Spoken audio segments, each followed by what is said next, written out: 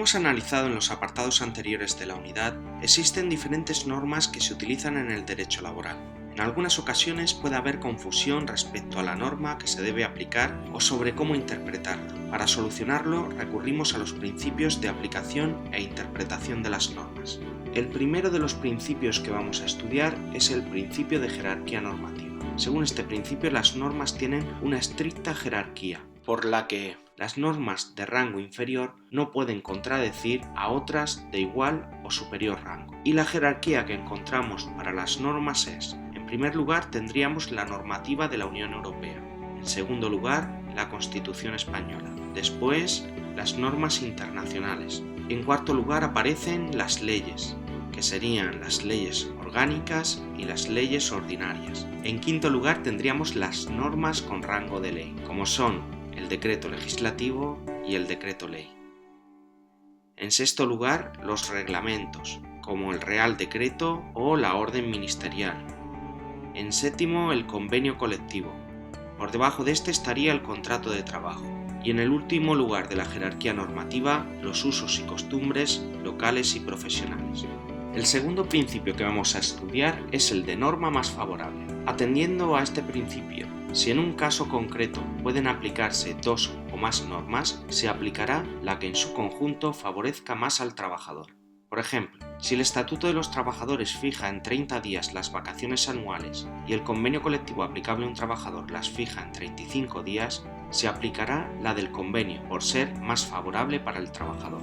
El siguiente principio que vamos a estudiar es el de condición más beneficiosa. Según este principio, si una nueva norma establece peores condiciones que las que tiene el trabajador en su contrato, se mantienen las del contrato. Por ejemplo, si un nuevo convenio colectivo establece en 32 días las vacaciones anuales, pero un trabajador ya tenía 35 días reconocidos en su contrato de trabajo, se le mantendrán los 35 días reconocidos en su contrato, pues es una condición mejor que la que establece la nueva normativa. Otro principio que vamos a estudiar es el de irrenunciabilidad de derechos, mediante el cual se les prohíbe a los trabajadores poder renunciar a los derechos que tienen reconocidos. Por ejemplo, un trabajador no puede renunciar a sus vacaciones o a su salario mensual, aunque le ofrezcan alguna mejora a cambio de ello. Para finalizar, el último principio que vamos a estudiar es el de indubio pro operario. Atendiendo a este principio, cuando una norma no es clara y puede dar lugar a diversas interpretaciones, se debe interpretar de la forma más favorable para el trabajador. Por ejemplo, en el Estatuto de los Trabajadores se establece una indemnización por despido improcedente de 33 días de salario por año de servicio, pero no especifica qué se entiende por salario.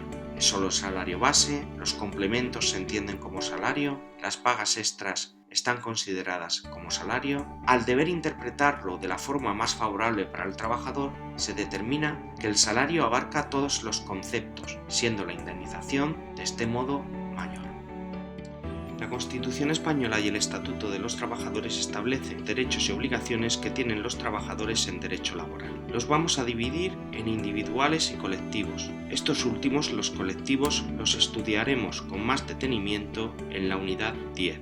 Los trabajadores tienen derecho a la libre sindicación, es decir, todo trabajador es libre de crear y de afiliarse o no a un sindicato, y en ese caso al que él elija. También tienen derecho todos los trabajadores a la huelga, a negociar convenios colectivos, a adoptar medidas de conflicto colectivo, a reunirse y a participar en la empresa a través de sus representantes. Como derechos individuales encontramos el de la libre elección de profesión u oficio. También tienen derecho a la ocupación efectiva, es decir, la empresa debe encomendarle tareas para realizar. Si no lo hace, le tiene que pagar igualmente el salario y el trabajador podría extinguir su contrato de trabajo con derecho a una indemnización.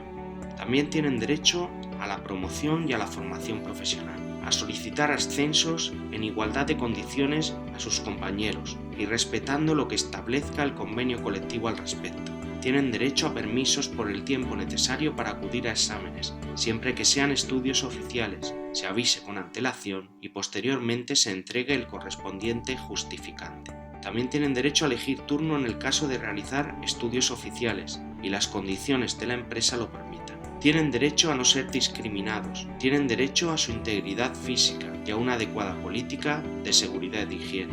También tienen derecho a que se respete su intimidad y su dignidad. Tienen derecho a un descanso adecuado dentro de su jornada, entre jornadas, semanal y con carácter anual. También tienen derecho a la percepción puntual de su salario. El impago o los retrasos continuados pueden ser motivo de extinción del contrato por parte del trabajador, con derecho a una indemnización.